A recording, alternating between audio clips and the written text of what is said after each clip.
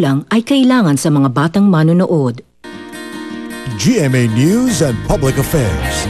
Walang kinikilingan, walang pinoprotektahan, walang kasinungalingan, serbisyong totoo lang. Ang mga ulat naming binantayan.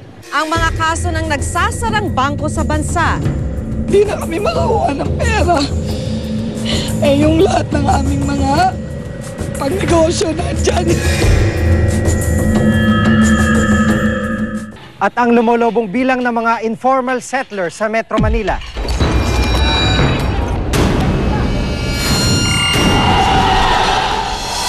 Makaawa po kami doon para may bahay kami dito. Dito, walang tubig, walang ilaw. Tapos mag-iigib ka pa sa malayo, doon sa puso. Meron na nakaabang ngayon na poste ng wire na sa generator. Ito ang mas malawakang pagbabantay. Sa mga isyu ng pamahalaan at lipunan, Reporter's Notebook.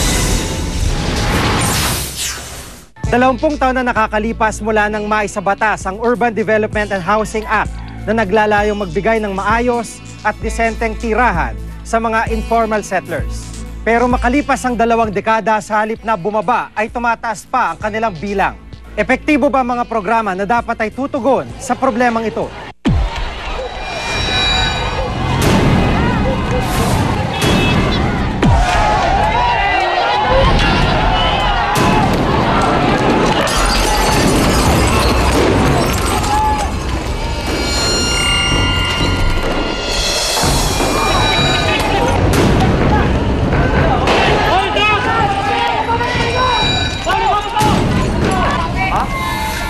Tensyong sumiklab matapos magsagupa ang mga residente ng Silverio Compound at ang hanay ng kapulisan. Wala rito!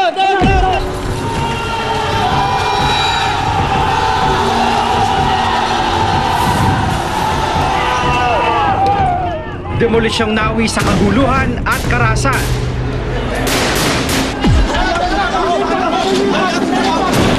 O sige, sumama ka lang sa amin! Sumama ka lang! At kumitil sa buhay ng isang residente. Pangyayaring sumasalamin sa luma pero tila palalang problema ng pabahay sa Pilipinas.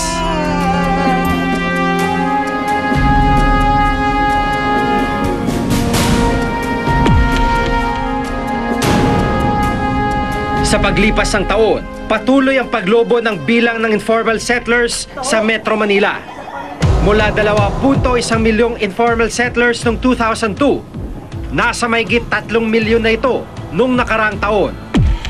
Lumalabas na sa 12.5 milyong populasyon ng Metro Manila, 35% rito ay mga informal settler. Marami sa bilang na ito nakatira sa mga tinatawag na danger zones. Mapagilid ng riles ng tren, gilid ng mga ilog, at maging sa ilalim ng tulay. Nagsisilbing tahanan ng marami sa ating mga kababayan. Sa ilalim ng tulay ng Navotas, nakilala namin ang pamilya ni Ariel, 43 taong gulang. Sa loob ng 3 taon, dito na sila sa ilalim ng masikip, madilim at maliit na sulok ng tulay nakatira. Dito na rin ipinanganak ang kanyang 3 anak. Ako ay galing sa Navotas, sa hirap ng buhay, walang matirahan. Nalipat kami dito sa tulay. Kasi sabi ng may-ari ng inuupahan ng bahay, ibibinta na raw, kaya umalis kami. Makailang ulit na raw nilang naranasang masira ang ginawa nilang bahay, lalo na kapag dumarating ang malakas na agos ng tubig tuwing bumabagyo. Kwento pa ni Ariel, muntik na ring malunod ang panganay niyang anak matapos aksidenteng mahulog sa ilog. Bali yung anak ko, bali 5 beses na nahulog yan eh. Naagapan lang siya, nakikita ng mga kasama namin dito. Yung naililigtas naman. Mapanganib mang manirahan sa tulay, mas pinili nila rito dahil sa lapit raw nito sa kanilang kabuhayan.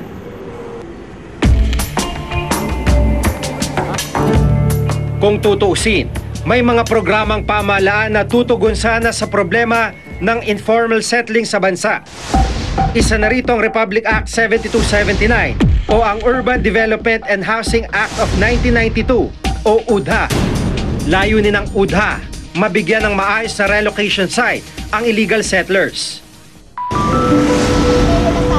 Ang National Housing Authority o NHA ang natasang magpatupad nito. Kadalasan, yung relocation and resettlement, meron na tayong tinatawag naman na in-city, near-city, or off-city relocation. So, pinili natin, and it's not only NHA ang pumili ng resettlement site, but the residents themselves, yung affected residents, ang pumili din through our community-initiated approach to resettlement. Makaawa po kami doon para may bahay kami dito. Dito, walang tubig, walang ilaw. Tapos mag-iigib ka pa sa malayo, doon sa puso. Meron na nakaabang ngayon na poste ng wire. May impormasyon ako.